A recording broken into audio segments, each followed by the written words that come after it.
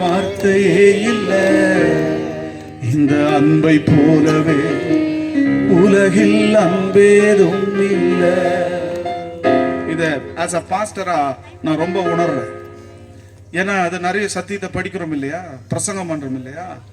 எவ்வளவு மோசமான நிலையில இந்த மனித சமுதாயம் இருந்தது, தேவன் எவ்வளவு பெரிய விதத்தில் இந்த மனுகுலத்தை நேசித்தார் என்கிறத நான் பிரசங்கிக்கிறேன், நான் தியானிக்கிறேன். அப்போ வார்த்தையே இல்லை சொல்றதுக்கு, பேச்சடைச்சு மூச்சடைச்சு போய் நிக்கிறேன். என்னையும் இயேசு நேசித்தார், உங்களையும் சொல்றேன், இயேசு உங்களை நேசிக்கிறார். அதை உணர்றீங்களா? இன்னைக்கு நான் அவருடைய பிள்ளைன்னு சொல்லப்படுறேன்னா அது அவருடைய அன்பு. அல்லேலூயா. அவருடைய அன்பினால், அவருடைய இரக்கத்தினால், அவருடைய கிருபையினால், என்னுடைய கண்விழிப்பு ஜபத்தினால் அல்ல, கிருபையா. அப்போ நான் என்ன விரும்புறேன்னா, இங்க இருக்கிற ஒவ்வொருத்தரும் உங்க அன்பை பாடிட என்னில் வார்த்தை இப்படி நீங்க பாடின நான் ரொம்ப ஆசைப்படுறேன். உங்க குரலை கேட்க ரொம்ப வாஞ்சிக்கிறேன். என்ன போல எனக்கும் கொஞ்சம் அதிகமா தாடி வச்சுருக்கிற சகோதரா பாடிடலாமா? வெக்கப்படாம உங்க அன்பை போடிட என்னில் வார்த்தையே இல்லை, உங்க அன்புக்கு ஈடாக உலகில் அன்பேதும் இல்லை. உங்க அன்பை பாடிட என்னில் வார்த்தையே இல்லை, உங்க அன்பை போலவே உலகில் அன்பேதும் இல்லை. பரலோக ராஜா பரிசுத்தநாதா, பாவம் போக்கும் பலியாக சிலுவையிலே மரித்தீர். பரலோக ராஜா பரிசுத்தநாதா, பாவம் போக்கும் பலியாக சிலுவையிலே மரித்தீர். பாவமறியாத அவர் பாவமான சிலுவையிலே பாவத்தில் இருந்த என்னை பரிசுத்தமாக்கிறவே. பாவமறியாத அவர் பாவமான சிலுவையிலே பாவத்தில் இருந்த என்னை பரிசுத்தமாக்கிறவே. அன்பை பாடிட என்னில் வார்த்தையே இல்லை, அன்புக்கு ஈடாக உலகில் அன்பேதும் இல்லை. உங்க அன்பை பாடிட என்னில் வார்த்தையே இல்லை, உங்க அன்புக்கு ஈடாக உலகில் அன்பேதும் இல்லை. அல்லேலூயா. எனக்கு நான் பாடுறது கேக்குது, இவங்க இசை வாசிக்கிறது ரொம்ப நான் பாடுறதை விட ஜாஸ்தியா கேக்குது. ஆனா நீங்க பாடுறது மட்டும்தான் கேட்க மாட்டேங்குது. அப்ப என்ன, அதை நிறுத்தணுமா? இப்போ அப்ப அதை நிறுத்திட்டு நம்ம கொஞ்ச நேரம் பாடலாம். என்ன சொல்றீங்க? என்ன பொறுத்த வரைக்கும் என்னன்னா, உங்க சத்தம் கேட்கணும். இஸ்ரவேலின் துதிகளின் மத்தியில் வாசம் செய்கிற தேவன் பரிசுத்தர். அப்ப நம்ம பாடும்போது கர்த்தர் அங்க இருக்கிறாருங்க. பாடும்போது கர்த்தர் அங்க பிரசன்னமாகிறார், அதில பிரியப்படுகிறார். அப்ப நான் இசைக்கருவிகளை விரும்புறேன், நேசிக்கிறேன். இசைக்கருவிகளை கர்த்தர் தான், கர்த்தர் பரலோகத்திலே மியூசிக் டீம், வர்ஷிப் டீம்லாம் வச்சிருந்தாரு, அதை நேசிக்கிறேன். ஆனா சாப்பாடு எவ்வளவு அளவு, உப்பு எவ்வளவு அளவு? நான் கேக்குறது புரியுதா? சாப்பாடு அளவு எப்படி, உப்பு அளவு எப்படி? சாப்பாடு இவ்வளவுனா உப்பு இவ்வளவு இல்லையா? அது உப்பும் தேவைதான், அப்பதான் டேஸ்ட். உப்பு இருந்தா தான் டேஸ்ட். ஆனா சாப்பாடு விட உப்பு கொட்டி விட்டா கறிக்கும், கொட்டணும். அப்ப என்ன சொல்ல வரேன்னா, எல்லாம் அளவா இருந்தா, எது எந்தெந்த அளவா இருக்கணுமோ அந்தந்த அளவா இருந்தா ரொம்ப நல்லா இருக்கும்னு சொல்ல வரேன். நான் என்ன சொல்ல வரேன்னு உங்களுக்கு நல்லா புரியும். அப்போ உங்களுக்கு நான் என்ன சொல்ல வரேன்னா, நீங்க பாடணும். நீங்க வாய் திறந்து என்ன செய்யணும்? அப்ப பாடனா பரலோகமே பிரதிட்சயமா இருக்கும், ஆண்டவரே பிரசன்னமாவா. நமக்கு வந்துட்டு பாட்டு பாட வரலன்னா கூட பரவாயில்ல, எனக்கு வெக்கமாக்குது, எனக்கு பாட்டு வராது. உங்கள்ட்ட சூப்பர் சிங்கர்ல பாட விட்டு ஜட்ஜி மாதிரி இவங்களாம் உட்கார வச்சு என்ன கமெண்ட் அடிக்க போறோம்? ஒண்ணும் கிடையாது. கானா கத்து, கூனா கத்து, ஆனா இங்க இருந்து கத்து அவர் கேட்பார். அல்லேலூயா. உணர்ந்து சொல்லு, கண்ணை மூடி தியானத்தோடு எல்லாரும் என்னோடு சேர்ந்து உங்க அன்பை பாடிட என்னில் வார்த்தையே இல்லை, உங்க அன்பை போலவே உலகில் அன்பேதும் இல்லை. உங்க அன்பை பாடிட எல்லாம் கண்ணை மூடி சகோதரர்கள், அன்பை போலவே உலகில் அன்பேதும் இல்லை.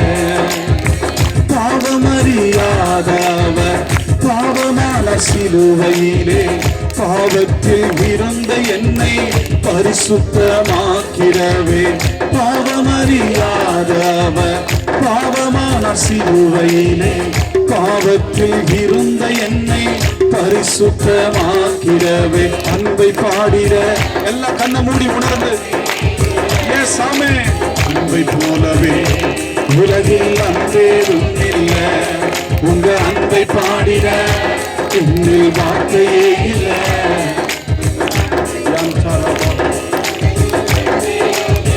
இன்னொரு விசை அன்பை பாடிட என்னில் வார்த்தையே இல்லை உங்க அன்பை போலவே உலகில் அன்பேதும் இல்லை. கைகளை தட்டி கர்த்தரை மகிமைப்படுத்துங்கள். பாவமறியாதவர் பாவமானார் சிலுவையிலே பாவத்தில் இருந்த என்னை பரிசுத்தமாக்கிறவே.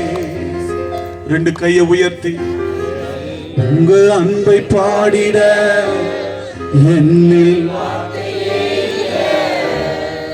உங்க அன்பை போலவே உலகில்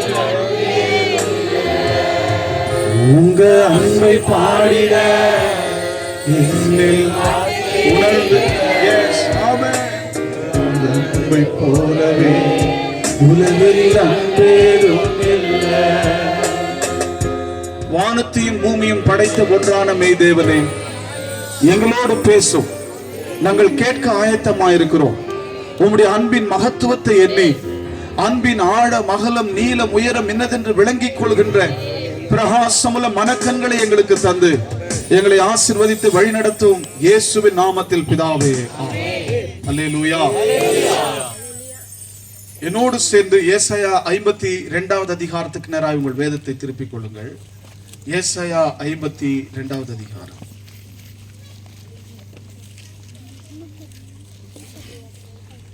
எட்டாவது வசனத்தை நாம் படிக்க கேட்கலாம். உன் ஜாமக்காரருடைய சத்தம் கேட்கப்படும், அவர்கள் சத்தமிட்டு ஏகமாய் கம்பீரிப்பார்கள். ஏனென்றால் கர்த்தர் சீயோனை திரும்பி வர பண்ணும்போது அதை கண்ணார காண்பார்கள். அல்லேலூயா. எல்லாம் சொல்லுங்க, அதை கண்ணார காண்பார்கள். இதுதான் இன்னைக்கு செய்தி. அதை கண்ணார காண்பார்கள் அப்படின்னா என்ன பின்னணியில கர்த்தர் சொல்றாருன்னு அந்த பின்னணியை சொன்னாதான் உங்களுக்கு வந்துட்டு இந்த காரியம் விளங்கும். அதனால சுருக்கமா இருக்கிற கொஞ்ச நேரத்துல சுருக்கமா நறுக்குன்னு செய்தியை கொடுக்க நான் விரும்புறேன். நீங்க எல்லாம் கவனமா கவனிக்கணும். வேதாம காலத்துல யாப்போக்கு ஆற்றங்கரையிலே யாக்கோபு ஜெபம் செய்தான். கர்த்தர் அவனை ஆசீர்வதித்தார். இன்றைக்கு நாம் காஞ்சிபுரத்தின் அடையாளமாயிருக்கிற பாலாற்றங்கரையில பாஸ்டர் ஜேம்ஸ் ஐயாவுடைய ஆயத்தத்திலே நாம் இன்றைக்கு இங்க ஜெபிக்கிறோம். கர்த்தர் நிச்சயமாகவே இந்த நாளில் நம்மையும் ஆசீர்வதிப்பார். அல்லேலூயா. எந்த சந்தேகமும் வேணாம். கவனமா கவனிங்க. நைல் நதிக்கரையிலே தோன்றிய எகிப்திய சாம்ராஜ்யத்திலே இஸ்ரேல் மக்கள் 430 வருஷம் அடிமைகளாயிருந்தார்கள். அடிமைகளாயிருந்த மக்கள் யார் என்று சொன்னால் அரசர்களைப் போல வாழ வேண்டிய ஆபிரகாமின் வம்சம். ஆபிரகாமின் பிள்ளைகள் அடிமையாய் போனார்கள். அங்கே கூக்குரலிட்டார்கள், கதறினார்கள். அவர்கள் ஜீவனே அவர்களுக்கு கசப்பானது. இந்த அடிமை வாழ்வு வாழ்கிறதை விட செத்தால் நலமாய் இருக்கும் என்று கலங்கினார்கள், கதறினார்கள். அவர்கள் இட்ட கூக்குரல் வானலோகத்துக்கு தேவ சந்நிதியிலே எட்டினது. ஆலோட்டிகளின் நிமித்தம் அவர்கள் அடைந்த வேதனையை கண்ணோக்கி பார்த்து மோசே என்ற தலைவனை எழுப்பி அந்த மக்களை கர்த்தர் விடுதலையாக்கி பாலும் தேனும் ஓடுகிற கானான் தேசத்துக்கு அழைத்து சென்றார். அல்லேலூயா. கர்த்தர் இஸ்ரேல் மக்களுக்கு தெளிவாய் சொன்னார், நீங்கள் நான் உங்களுக்கு விதிக்கிற என்னுடைய கட்டளைகளை கை கொண்டு நடந்தால் இன்ன விதமாய் உங்களை ஆசீர்வதிப்பேன் என்று சொல்லி, அப்படி மீறி நடப்பீர்கள் என்றால் என்ன நடக்கும் என்றும் சொன்னார். சிம்பிளா சொல்றேன் கேளுங்க. ஆசீர்வாதங்கிறது ஏதோ ஒரு இடத்துல இல்ல, ஒரு மலையில இல்ல, ஒரு நபர் இடத்துல இல்ல, ஏதோ ஒரு பெரிய பாஸ்டர்ட்ட இல்ல. நீங்க வசனத்துக்கு கீழ்ப்படிஞ்சா உங்களுக்கு ஆசீர்வாதம். நிறைய பேர் நினைக்கிறாங்க அவர் கை வச்சுட்டாவே ஆசீர்வாதம், அங்க போயிட்டாவே ஆசீர்வாதம், அங்க போயிட்டு வந்துட்டாவே ஆசீர்வாதம் அப்படின்னு. நம்முடைய ஆசீர்வாதத்தின் ஊற்று ஒரு மனிதன் அல்ல, ஒரு இடம் அல்ல, ஒரு நபர் அல்ல. நம்முடைய ஆசீர்வாதத்தின் ஊற்று வாக்குதத்தங்கள் தேவன். வாக்குதத்தங்களும் வாக்கு பண்ணினவரும் தான் நம்முடைய பிளஸிங்கான சோர்ஸ். நம்முடைய ஆசீர்வாதத்திற்கான அடித்தளம் வாக்கு பண்ணினவரும் அவருடைய வாக்குதத்தங்களுமே. ஒரு மனிதன் அல்ல, ஒரு மனிதன் அல்ல, ஒரு இடம் அல்ல, ஒரு ஸ்தலம் அல்ல, ஒரு ஸ்தாபனம் அல்ல. அல்லேலூயா. வாக்கு தந்தவரும் வாக்குதத்தங்களும் தான் ஆசீர்வாதத்திற்கு அடித்தளம். அப்ப கர்த்தருடைய பிள்ளைகளாகிய நாம் இந்த வாக்குதத்தங்களுக்கு கீழ்ப்படிந்து, கர்த்தருடைய கட்டளைகளுக்கு கீழ்ப்படிந்து, அவருடைய நியமங்களுக்கு கீழ்ப்படிந்து நாம் நடப்போம் என்று சொன்னால், உள்ளபடியே நான் சொல்கிறேன், ஆசீர்வாதங்களை நீங்கள் தேடி போக வேண்டியதில்லை, ஆசீர்வாதம் உங்களை தேடி வரும். ஆசீர்வதிக்கப்பட ஒரு சிறந்த வழி நான் சொல்றேன். Blessings are overtake you when you obey the word of God. கர்த்தருடைய வார்த்தைக்கு நீங்கள் கீழ்ப்படியும் போது ஆசீர்வாதங்கள் உங்களை வந்து மேற்கொள்ளும். நிறைய பேர் தேடி இருக்கிறாங்க, எனக்கு ஆசீர்வாதம் கிடைக்குமா, எனக்கு ஆசீர்வாதம் கிடைக்குமா, அவங்க கிட்ட தலையை கொடுத்தா ஆசீர்வாதம் கிடைக்குமா, இங்க போய் நின்னா ஆசீர்வாதம் கிடைக்குமா, அவங்க எங்க வீட்டுல வந்து காலை வச்சுட்டா ஆசீர்வாதம் கிடைக்குமா. வசனத்துக்கு கீழ்ப்படிஞ்சு ஆசீர்வாதம் கிடைக்கும். என்னையா உண்மைதானே? Are you agree with me? நான் வாலாஜாபாத்தை விட்டு பத்திரமா போனோம்னு நினைக்கிறேன், என்னையா முறைச்சு பாக்குறீங்க? அப்போ நீங்க இங்க இருக்கிற ஒவ்வொருத்தரது ஏத்துக்குங்க. வசனத்துலதான் நம்ம ஆசீர்வாதம் இருக்கு. வசனத்து கர்த்தருடைய வார்த்தைக்கு கீழ்ப்படிஞ்சா, இதை நீ செஞ்சா நான் உனக்கு இதை செய்வேன்னு சொன்னவர் செய்வா. இதை செய்யலன்னா உனக்கு வேற எல்லாம் நடக்கணும்னு சொல்லி இருக்கிறார். இதை செய்யலன்னா உனக்கு வேற விஷயங்கள்லாம் நடக்கும். அது பட்டியலிட நான் விரும்பல. இந்த இஸ்ரேல் மக்களை கர்த்தர் பாலும் தேனும் பெருக்கெடுத்து ஓடுகிற கானான் தேசத்துக்கு கொண்டு போய் சேர்த்தார். அவர்கள் எவ்வளவு சிறுமையில இருந்தார்கள், வேதனையில் இருந்தார்கள். கர்த்தர் நிறைவான வாழ்வை கட்டளையிட்டார். அவர்கள் நிறைவான வாழ்வை அடைந்த பிறகு தங்களுக்கு நிறைவாழ்வை கொடுத்த தேவனை மறந்து விட்டார்கள். அவருடைய வார்த்தைகளை மறந்தார்கள், அவருடைய வழிகளை மறந்தார்கள். அவர்கள் அந்நிய தேவர்களை பின்பற்றி போனார்கள். அப்படி அந்நிய தேவர்களை பின்பற்றி போனதுனாலே கர்த்தர் அவர்களை மீண்டும் ஒரு சிறையிருப்புக்குள்ளே ஒப்பு கொடுத்தார், சத்துருக்களுடைய கையிலே. பாபிலோனிய சிறையிருப்பு. பாபிலோனிய சிறையிருப்பில் இந்த மக்கள் 70 ஆண்டுகள் அங்கே வியாகுலப்பட்டார்கள். அப்பா பிள்ளை தப்பு செய்யும் போது அடிப்பார், ஆனா அடிச்ச கொஞ்ச நேரத்திலேயே ஆஃப் பிரியாணி வாங்கி கொடுப்பார். உண்மைதானே? எங்க அப்பா எப்ப அடிப்பாருன்னு எனக்கு இருக்கலாம். ஏன்னா அடிச்ச உடனே ஆஃப் பிரியாணி வாங்கி வந்து கொடுப்பாரு. கொஞ்ச நேரம் அழும், கொஞ்ச நேரம் வலி, அதுக்கப்புறம் பிரியாணி வந்துடும். என்னன்னா அவரிடத்துல கண்டிப்பும் இருக்கும், இரக்கமும். அவர் தான் தகப்பன், அதனாலதான் அவர் தகப்பன்.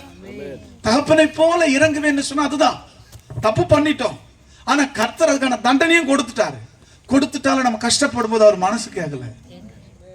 ஐயோ என் மகனாச்சே, கல்லணை ஆனாலும் நான் பெற்ற பிள்ளை நல்ல பிள்ளை அல்லவன்னு ஒரு பழைய பாட்டு ஞாபகம் வருது.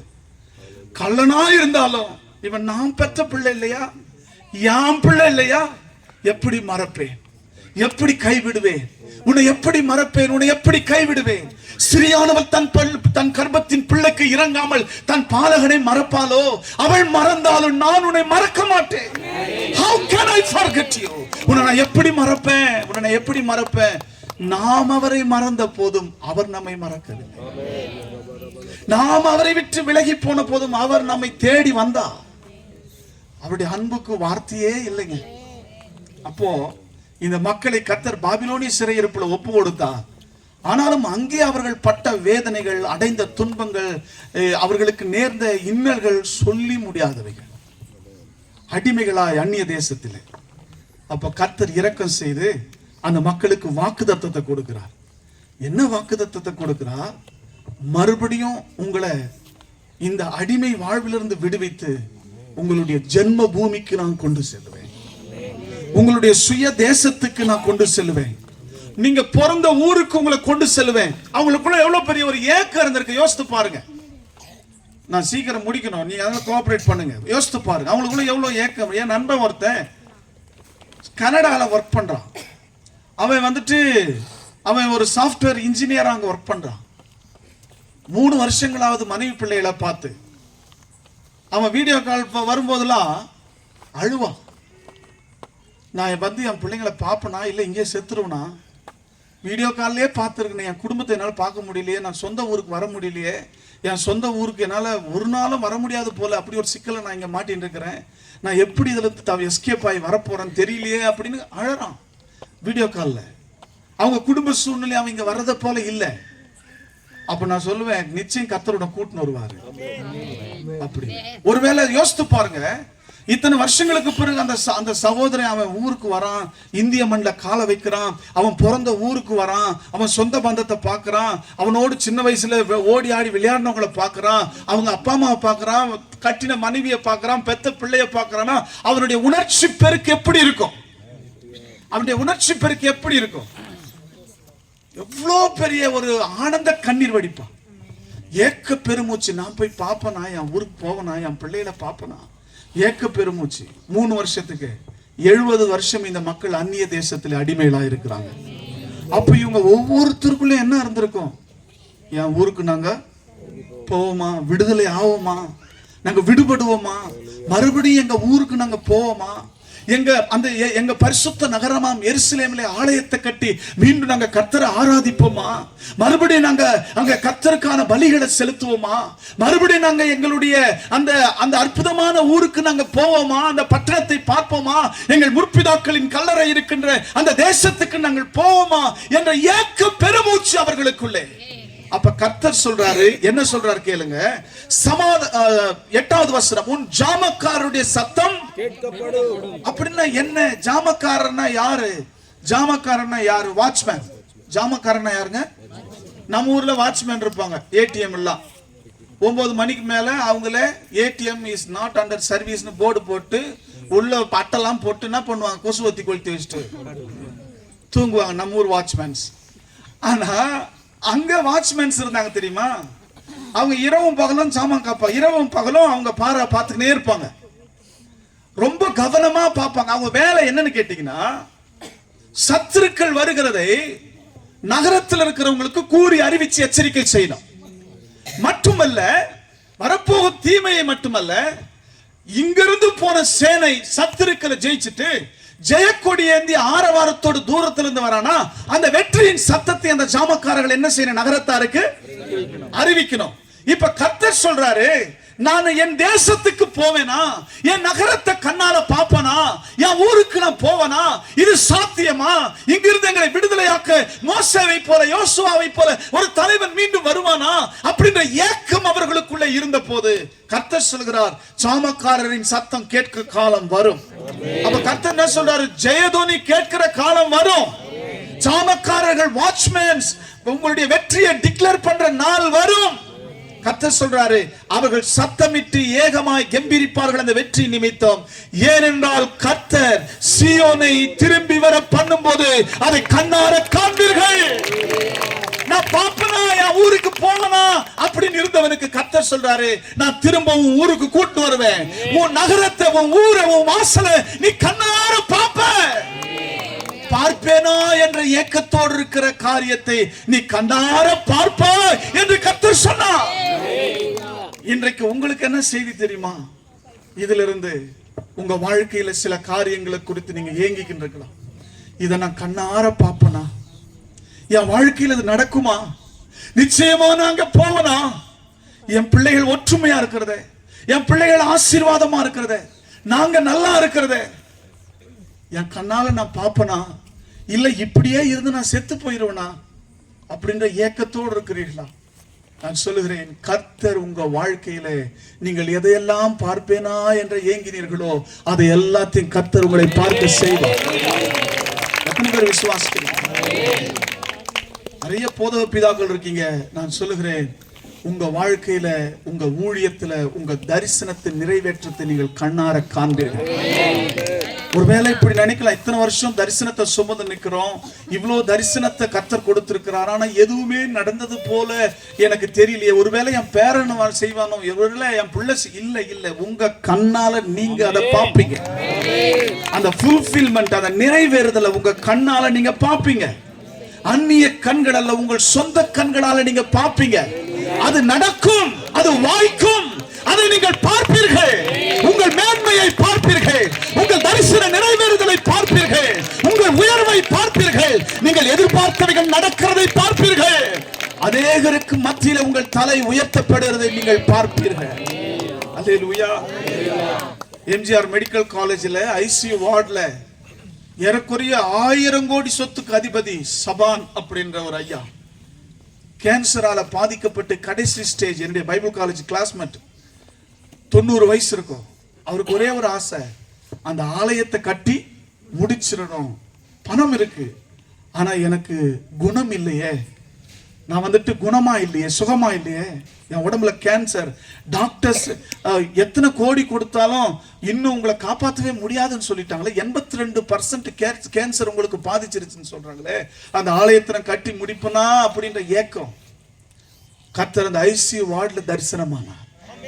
தரிசனமாய் சொன்னார், 100 வயசு வரைக்கும் நீ நல்லா இருப்ப, அந்த சபையை நீ கட்டுவ, நீ சாக மாட்ட, உன் ஆயுசுனால நான் உனக்கு கூட்டி கொடுப்பேன், உன் கண்ணால் அதை பார்ப்ப. அப்படி நான் சொல்றேங்க, உண்மையாவே பணம் தோத்து போச்சு, ஆனா கர்த்தர் அங்கே அவருடைய வார்த்தை நிறைவேற்றி அந்த ஆலயத்தை கட்டவும் முடிக்கவும் பிரதிஷ்டை செய்யவும் இது 2வது வருஷம். இன்னொரு பெரிய விஷயம் என்ன தெரியுங்களா, 82% கேன்சரால பாதிக்கப்பட்ட அந்த ஐயா பரிபூர்ணமாய் சுகம் அடைந்திருக்கிறார். யாரால முடியும்? கர்த்தரால தான் முடியும். நடக்காதவைகள் நடக்கும், ஆகாதவைகள் ஆகும், முடியாதவைகள் முடியும். நீங்கள் பார்ப்பேனா என்று ஏங்குகிற காரியங்களை நீங்கள் பார்ப்பீர்கள். இது ஏதோ நான் மாம்சத்திலிருந்து சொல்லல, ஏதோ உங்களுக்கு ஏதோ ஒரு நல்வார்த்தை சொல்லணும்னு நான் வரல. கர்த்தர் என்கிட்ட உணர்த்தினதை சொல்றேன். நிச்சயமா இந்த கூட்டத்துக்கு பிறகு இந்த வார்த்தை நீங்க நம்புனீங்க, இது தேவனுடைய வார்த்தை என்பதை அங்கீகரிச்சா, உண்மையா சொல்றேன், பாப்பீங்க, கண்ணார காண்பீங்க. அல்லேலூயா. கவனிங்க, இன்னொரு வாக்கியத்தை நான் படிக்க விரும்புறேன். ஆதியாகமம் 37ஆம் அதிகாரத்தினுடைய 33வது வசனம். வேகமா திருப்புங்க. யூ மீன் நான் 8 மணிக்கெல்லாம் முடிக்கணும். 37 சீக்கிரமா முடிக்க முயற்சி பண்ணுவோம். 37, 33. யாக்கோபு அதை கண்டு, இது என் குமாரனுடைய அங்கிதான், ஒரு துஷ்ட மிருகம் அவனை பட்சித்து போட்டது. யாக்கோபு பீருண்டு போனான் என்று புலம்பி தன் வஸ்திரங்களை கிழித்து தன் அறையில் ரெட்டு கட்டிக்கொண்டு அநேக நாள் தன் குமாரனுக்காக துக்கம் கொண்டாடினான். சம்பவிக்கிறது இங்க என்ன தெரியுமா சம்பவித்தது? யாக்கோபு அவனுடைய மகன் யோசேப்பின் மேல் ரொம்ப அன்பா இருக்கிறான். ஆனால் அவனுடைய சகோதரர்கள் அவன் மேல ரொம்ப எரிச்சலா இருக்கிறாங்க. எந்த அளவுக்குன்னா அவனை கொல்ற அளவுக்கு எரிச்சலா இருக்கிறாங்க. ஒரு நாள் சகோதரர்கள் ஆடு மேய்த்துக் கொண்டிருக்கிறார்கள். தரிசனத்தின் நிமித்தம் பகைத்த சகோதரர்கள் அவர்களுடைய சுக செய்தி விசாரிக்கவும் அவர்களுக்கு பலகாரம் கொண்டு செல்லவும் அப்பா யாக்கோபு மகன் யோசேப்பை அனுப்புகிறார். அப்படி அனுப்பின போது தூரத்திலே தன் சகோதரர்களை பார்க்கிறான் யோசேப்பு. அண்ணன்மார்களை பார்த்து எத்தனை நாளாச்சுன்னு ஆவலோடு சந்தோஷத்தோடு அவன் ஆசையோடு ஓடுகிறான். ஆனால் ஓடி வருகிறவனை தூரத்திலே பார்த்து இந்த பக்கத்தை அவர் சிந்திக்கிறார்கள், அதோ வருகிறான் சொப்பனக்காரன், இன்றைக்கு அவனை கொல்லுவோம், இன்றைக்கு அவன் கதையை முடிப்போம், எப்படி அவன் கண்ட கனவு பலிக்கும் என்று பார்ப்போம் என்று திட்டம் போட்டார்கள். அப்படியே அவர்கள் இன்னொரு திட்டத்தையும் போட்டார்கள். அவனுடைய வஸ்திரத்தை நாம் உரிந்து கொள்ளுவோம், அந்த வஸ்திரத்தை ரத்தத்தில் தோய்ப்போம், தோய்த்து தகப்பனிடத்தில் சொல்லுவோம், உன்னுடைய குமாரன் என்னுடைய சகோதரன் யோசேப்பை ஏதோ ஒரு துஷ்ட மிருகம் கடித்து தின்று விட்டது, அவனுடைய வஸ்திரத்தை நாங்கள் வனாந்தரத்தில் ரத்த கரையோடு கண்டோம் என்று அப்பாவுக்கு சொல்லுவோம் அப்படின்னு திட்டம் போடுறாங்க. அப்படியே செய்தாங்க. அப்பாட்ட போயிட்டு ட்ரெஸ்ஸை காமிச்சு சொல்றானுங்க, அப்பா இது நம்ம தம்பியுடைய ட்ரெஸ்ஸுப்பா, இந்த ட்ரெஸ் நாங்க வனாந்தரத்துல பார்த்தோம், இந்த சூழ்நிலையில அந்த நம்முடைய தம்பிய மிருகங்கள் தின்று விட்டு இருக்குது, வன மிருகங்கள் அவனை சாப்பிட்டுட்டு இருக்குது அப்படின்னு பார்த்து சொல்றாங்க. யோசேப்பு மாரடிக்கிறான், யாக்கோபு மாரடித்து புலம்புறான், ஐயோ என் மகனே என் மகனே என் மகனே, நீ இப்ப உன்னை எவ்வளவு ஆசையா செல்லமா நான் வளர்த்தேன், நீ செத்து போனையா, நீ துஷ்ட மிருகங்களுக்கு இரையானையா அப்படின்னு உள்ளத்துல கலங்கி துடிக்கிறார் யாக்கோபு. என் மகன் செத்து போயிட்டானே செத்து போயிட்டானே, யோசேப்பு செத்து போயிட்டானே. ஆனா உண்மை என்ன தெரியுங்களா? யோசேப்பு சாகல. யோசேப்பு எகிப்துல இருக்கான். ஆனா இவன் என்ன நம்பின்னு இருக்கிறான்? உயிரோடு இருக்கிற மகன் செத்துட்டான்னு அவனுங்க சொல்றானுங்க. அவ்வளவுதான், என் மகன் செத்துட்டான்னு துக்கம் கொண்டாண்டிட்டு இருக்கிறான் யாக்கோபு. சம்பவித்தது என்ன தெரியுமா? ஆதியாகமம் 46ஆம் அதிகாரத்தினுடைய 29, 30 வசனங்களை படிக்கலாம். யோசேப்பு தன் ரதத்தை ஆயத்தப்படுத்தி அதின்மேல் ஏறி தன் தகப்பனாகிய இஸ்ரவேலை சந்திக்கும்படி போய் அவனை கண்டு, எல்லாம் சொல்லுங்க, அவனை கண்டு அல்லேலூயா, அவனுடைய கழுத்தை கட்டிக்கொண்டு வெகு நேரம் அவன் கழுத்தை விடாமல் அழுதான். வாங்க. இஸ்ரவேல் யாக்கோபு யோசேப்பை பார்த்து, நீ இன்னும் உயிரோடு இருக்கிறாயே, நான் உன் முகத்தை கண்டேன். இப்ப நான் செத்தா கூட எனக்கு சந்தோஷம் தான். என் மகன் செத்து போனான்னு அவன் நினைச்சிருந்தான். இனி என் மகனுடைய முகத்தை நான் பார்க்கவே முடியாதுன்னு அவன் நினைச்சான். ஆனால் கர்த்தர் அவனுடைய முகத்தை காண செய்தான். அவன் அந்த முகத்தை கண்டான். மரணித்து விட்டான், செத்து போய் விட்டான் என்று சாசனம் எழுதப்பட்ட, துக்கம் கொண்டாடப்பட்ட அவனுடைய முகவரி, அவனுடைய எல்லாம் அத்தியாயங்கள் அஸ்தமனமான அந்த யோசேப்பு, கர்த்தர் சொல்றாரு, யாக்கோபு அவனுடைய முகத்தை கண்டு கட்டி பிடித்து அழுதான். நீ இன்னும் உயிராதா இருக்கிறியா? நான் உன்னை பாப்பேன்னு நினைச்சு பார்க்கலையே. அப்ப என்ன சொல்ல வரீங்க? நான் சொல்லுகிறேன், முடிந்தது என்று நினைத்த பல காரியங்களை நீங்கள் கண்ணார காண்பீர்கள். அவ்வளவுதான், சாப்டர் இஸ் க்ளோஸ் அப்படின்னு நீங்க நினைச்ச சில விஷயங்களை கண்ணார காண்பீர்கள். உண்மையாவே உள்ளபடியே நான் சொல்ற அருமையானவர்களே, கர்த்தர் உங்க வாழ்க்கையில பெரிய காரியங்களை செய்வார். நீங்க பார்க்கவே முடியாதுன்னு சொன்ன பல விஷயங்களை நீங்க கண்ணார பாப்பீங்க, நிச்சயம் பாப்பீங்க. அதுல எந்த சந்தேகமும் வேணாம். நான் சுருக்கமா இன்னும் 10 நிமிஷத்துல முடிச்சிடறேன். ஒரு காரியத்தை உங்களுக்கு தெளிவா சொல்றேன். இங்கிருந்து போகும்போது, உன்னை அதிசயங்களை காண பண்ணுவேன்னு சொன்ன கர்த்தர், மீகாவிலே கர்த்தர் சொல்லி இருக்கிறார், உன்னை அதிசயங்களை காண பண்ணுவேன் அப்படின்னு. எகிப்து தேசத்திலிருந்து நீ வந்த போது கண்ட அற்புதங்களையும் அதிசயங்களையும் மறுபடியும் நீ பாப்ப. நீ அதிசயங்களை பாப்ப. செங்கடல் பிளக்கிறத பாப்ப, யோர்தான் பின்னிட்டு ஓடுறத பாப்ப, எரிகோ இடிறத பாப்ப, சூரியன் வானத்துல நிக்கிறத பாப்ப, இந்த பட்டணத்தின் எழுப்புதலை நீ பாப்ப. நிச்சயம் கர்த்தர் சொல்கிறார், உன் கண்ணார அதை நீ காண்பாய். உன் கண்ணார அதை நீ காண்ப. சபை கட்டுறத பாப்ப, சபை வளர்றத பாப்ப.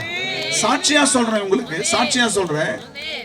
நான் எங்க அப்பா பாஸ்டர் கிடையாது, நான் ஒரு இந்து குடும்பத்துல பிறந்தவன். எங்க அப்பா பயங்கரமான குடிகாரர், பெரிய தொழிலதிபர், செங்கல் சேம்பர் வச்சிருந்தாரு, ஏகபோகமான பணம். ஆனா எங்க வீட்டுல சமாதானம் இல்லை, நிம்மதி இல்லை. காரணம் குடிப்பழக்கமோ விபச்சாரமோ எங்க அப்பாட்டு இருந்ததுனால அவர் மாப்பிள்ள மாதிரி சுத்திட்டு பாரு. வாரத்துல 1 நாள் 2 நாள் தான் வீட்டுக்கு வருவார்.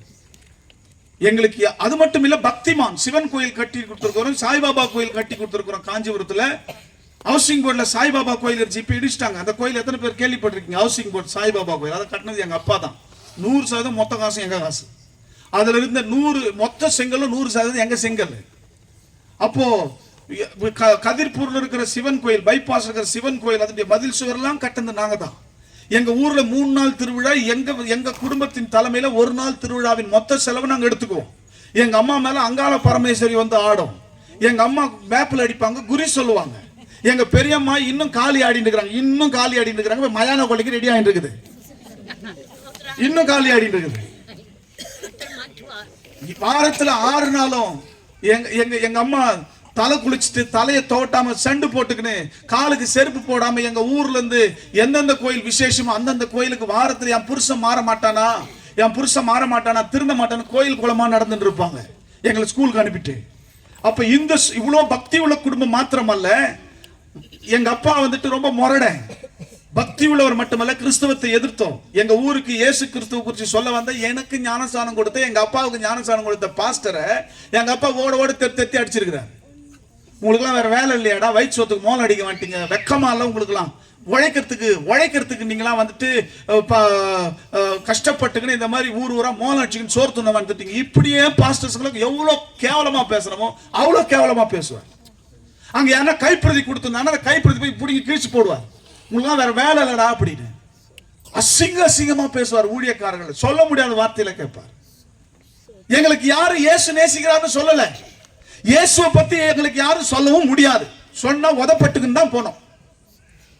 அப்ப அந்த சூழ்நிலையில இருந்த எங்க குடும்பம் ஒரு நாள் எங்க அப்பா வயிறு வலின்னு வந்து சேர்ந்தாரு ஆஸ்பத்திரியில, காஞ்சிபுரம் சிஎஸ்சி ஹாஸ்பிட்டல்ல. மருத்துவர்கள் 5 நாள் வச்சிருந்தாங்க. 5 நாள் யூரின் அவருக்கு போல.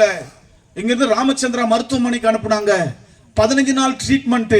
டாக்டர் சொன்னாங்க 15 நாள் ட்ரீட்மெண்ட்டுக்கு அப்புறம் 2 கிட்னியும் ஃபெயிலியர் ஆயிடுச்சு, சுகர் 540 இருக்குது, இவருக்கு டயாலிசிஸ் பண்ண கழுத்தில் இருக்கிற நரம்ப கட் பண்ண முடியாது இந்த சூழ்நிலையில, சுகரும் பிரஷரும் இருக்கும்போது, ஆகவே அவர் வந்து செத்து போயிடுவாரு, வீட்டுக்கு எடுத்துன்னு போயிருங்கன்னு சொல்லிட்டாங்க. இந்த 15 நாள்ல நாங்க இழந்தது 15 ஏக்கர் சொத்து இழந்தோம் எங்க அப்பாவுக்காக. ஏறக்குறைய 40 சவரம் வச்சிருந்தாங்க, எங்க அம்மா மொத்தத்தையும் வித்துட்டாங்க, தாலியை கூட வித்துட்டாங்க, வீட்டை கூட அடமானம் போட்டாங்க. 3 பிள்ளைகள், சின்ன சின்ன பிள்ளைகளை வச்சு எங்க அம்மா கலங்கி நிக்கிறாங்க அந்த ஹாஸ்பிட்டல்ல. ஒருவேளை என் புருஷன் செத்துட்டா கூட இந்த சொத்து இந்த 10 எல்லாம் இருந்துச்சுன்னா என் பிள்ளைங்களை இதை வச்சு காப்பாத்திருப்பேனே. இந்த 3 பிள்ளைங்களை வச்சுட்டு இவர் செத்துட்டாருன்னா எப்படி நான் வந்து இந்த பிள்ளைகளை வளர்ப்பேன்?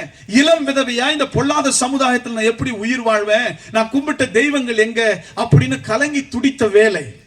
எங்க பெரிய பெரியம்மா குணக்கரம்பாக்கம் என்ற ஊர், பேரம்பாக்கத்துக்கு பக்கத்துல, அங்க இயேசுவை ஏற்றுக்கொண்டாங்க. இயேசுவை ஏற்றுக்கொண்ட அவங்க எங்க அம்மாவுக்கு சொல்றாங்க, நீ இயேசுநாதர் நம்பு, இயேசு கிறிஸ்துவ வீட்டுக்கார காப்பாத்துவார்னு. எங்களுக்கு தான் அலர்ஜி ஆச்சு.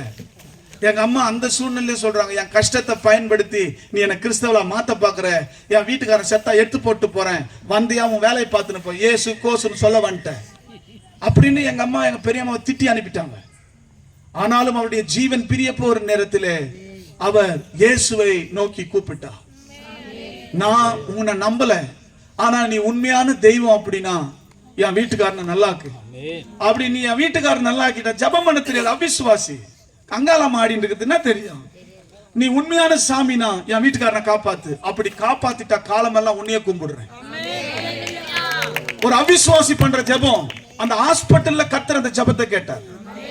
2 கிட்னி செயலிழந்து போச்சு, செத்து போயிடுவான்னு சொன்ன எங்க அப்பா அதுக்கப்புறம் சாகர வரைக்கும் அவருக்கு கிட்னி பிரச்சனையே இல்ல, பரிபூர்ணமாக சுகமடைந்தார். அந்த அற்புத சுகத்தின் நிமித்தம் ஹாஸ்பிட்டல் இருந்து டிஸ்சார்ஜ் ஆனோம். டிஸ்சார்ஜ் ஆனது சனிக்கிழமை. சண்டே எங்க ஊர்ல நடக்கிற சர்ச்சுக்கு போறோம். எங்க அப்பா மூஞ்ச பார்த்தோன்னே பாஸ்டர் கொஞ்சம் ஜர்க் ஆகுறாரு, எதுக்கு இந்த ஆளுங்க வந்துக்கிறானோ அப்படின்னு. நேரடியா போய் சாஷ்டாங்கமா எங்க பாஸ்டர் காலில் எங்க அப்பா விழுந்துட்டார். எனக்கு நான் என்ன பண்ண எனக்கு தெரியல, ஆனா நான் சாக கிடந்தேன். என் பொண்டாட்டி சொன்னா ஏசப்பா தான் உன்னை காப்பாத்தினாருன்னு. எங்களுக்கு என்ன செய்யணும்னு தெரியல, இப்ப நாங்க என்ன செய்யணும்? அதுக்கு அவர் சொன்னார், நீங்க சர்ச்சுக்கு தொடர்ந்து வாங்க. வாரம் சர்ச்சுக்கு போனோம். கர்த்தருடைய எங்க அப்பா என்ன யாரும் ஊழியத்துக்கு கூப்பிடல, ஊழியத்துக்கு வந்துட்டு எனக்கு யாரும் வந்துட்டு நீ வாங்கலான்னு சொல்லல. என்னுடைய 14 வயசுல ஒரு நாள் இரவு, அப்போ வேகவதி ஆற்றங்கரையில ஒரு கன்வென்ஷன் நடக்குது. அந்த கன்வென்ஷனுக்கு போயிட்டு ரவிச்சந்திரன், சுவிசேஷ ரவிச்சந்திரன் பிரசங்கம் பண்றாரு. இந்த பாலாறு மாதிரி வேகவதி ஆற்றுல. அப்போ அந்த பிரசங்கத்தை கேட்டுட்டு வந்து சும்மா எல்லாம் குடும்பமா போனோம், வந்து படுத்துட்டோம். 14 வயசுல எனக்கு என்ன தெரியும்? அப்போ எனக்கு ஒரு தரிசனம், கர்த்தருடைய சத்தத்தை நான் கேட்கிறேன். கர்த்தர் சொல்றார், நீ என் ஊழியத்தை செய்வியா அப்படின்னு. ஒப்பாவுக்கு நான் அற்புதம் செஞ்சினேன், அது போல இந்த உலகம் எங்கிலும் இருக்கிற எல்லா மக்களுக்கும் உன்னை கூட நான் அற்புதம் செய்வேன், நீ ஊழியத்தை செய்வேன். எனக்கு இது என்னன்னு புரியல. எங்க பாஸ்டர்ட்ட போயிட்டு சொன்னேன், பாஸ்டர் எனக்கு இந்த மாதிரி சத்தம் கேட்குது, இதுனா பிரம்மையா, இது என்னன்னு எனக்கு தெரியல பாஸ்டர். அது பாஸ்டர் சொன்னார், கர்த்தர் ஊழியத்துக்கு அழைக்கிறாரா. அப்ப நான் என்னுடைய 14 வயசுல கர்த்தருக்கு ஊழியத்துக்காக ஒப்பு கொடுத்தேன். என்னுடைய 15 வயசுல நான் பைபிள் காலேஜ் போனேன். என்னுடைய 18 வயசுல பைபிள் ஸ்டடிஸ் முடிச்சேன். என்னுடைய 20 வயசுல நான் பாஸ்டரா ஆர்டினேஷன் வாங்கிட்டேன். அப்போ அது மட்டும் இல்லைங்க, என்னுடைய இன்னைக்கு எனக்கு வயசு 34. அப்படின்னா நான் எத்தனை வருஷம் ஊழியம் செஞ்சிருக்கிறேன்? 14 வருஷம் ஊழியம் செஞ்சுட்டு இருக்கிறேன். அப்போ இந்த 14 வருஷமும் கர்த்தர் நடத்துற விதத்தை நான் யோசிக்கிறேன். இதெல்லாம் யோசிக்கும் போதுதான் பாட்டு வருது. இதெல்லாம் யோசிக்கும் போதுதான் பாட்டு ஆட்டோமேட்டிக்கா வருது. ஆண்டவரே நீ எவ்வளவு நல்லவரப்பா, எவ்வளவு நல்லவர். அற்புதமாய் கர்த்தர் ஊழியத்தை நடத்தி கொண்டிருக்கிறார். அது மட்டும் இல்ல, ஒரு நாள் ஜெபிச்சு, நாங்க எவ்வளவு நாள் ஆண்டவரே வாடகையில மேல் மாடியில் இருக்கணும், எங்களுக்கு ஒரு இடத்த கொடுங்க ஆண்டவரே அப்படின்னு.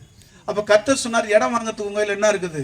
ஒரு 60 லட்சம் சேர்த்து வச்சுக்கிறேன் ஆண்டவரே, ஆனா எனக்கு பெரிய இடம் வேணும். 60 லட்சம் வச்சுருக்க ஆண்டவரே. கர்த்தர் சொன்னார், அந்த 60 லட்சத்தை நீ விதைச்சிரு, எந்த அளவினால் அளக்குறாயோ அந்த அளவினால் உனக்கு அளக்கப்படும், கொடு உனக்கு கொடுக்கப்படும். அப்ப நான் என்ன செஞ்சேன், 60 லட்சத்தை 11 பிரிச்சு 11 கிராம சபைகளை கட்டி கொடுத்தேன்.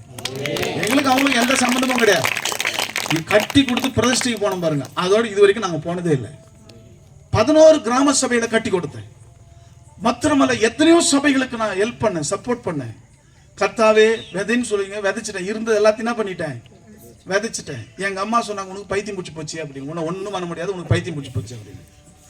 யாருன்னா இப்படி கொடுப்பாங்களா? எந்த ஊழியக்காரனா கொடுப்பாரா? இப்படி கொடுக்குறிய நியாயமா? இருக்கிறது அதுதானே அப்படின்னு. அப்போ நான் சொன்ன, கர்த்தர் செய்வா. நீங்க நம்புறீங்களா இல்லையோ, 15 கோடி பெருமானமான இடத்தை வெறும் 3 கோடிக்கு கர்த்தர் வாங்க உதவி செய்வார். 15 கோடி ரூபாய் வர்த்து. இன்னைக்கு வித்தா கூட 15 கோடி போகும். ஆனா நான் எத்தனை கோடிக்கு அது வாங்கினேன்? எனக்கு இல்ல, கர்த்தருக்காக, ஊழியத்துக்காக வாங்கியிருக்கேன். 3 கோடி ரூபாய் வாங்கியிருக்கேன். நான் அந்த இடத்த கிராஸ் பண்ணும் போதெல்லாம் அங்க போய் நின்று ஜெபிப்பேன், ஆண்டவரே இந்த இடத்த எனக்கு கொடுப்பீங்களா, இதை நான் வாங்குவேனா, என்னை பலப்படுத்துவீங்களா, இதுக்கு வாய்ப்பு இருக்கா அப்படின்னு. அப்பெல்லாம் என் உள்ளத்துக்குள்ள கர்த்தர் சொல்றது, உன்னை அதிசயங்களை காண பண்ணுவேன். உன்னை அதிசயம். இந்த 3 கோடிக்கு நான் கஷ்டப்படவே இல்லை. நான் என்னுடைய சேமிப்பிலிருந்து அந்த இடத்தை வாங்கல, என்னுடைய விதைப்பின் அறுப்பிலிருந்து அந்த இடத்தை வாங்க. கர்த்தருடைய நாம மகிமைக்காய் சொல்றேன்.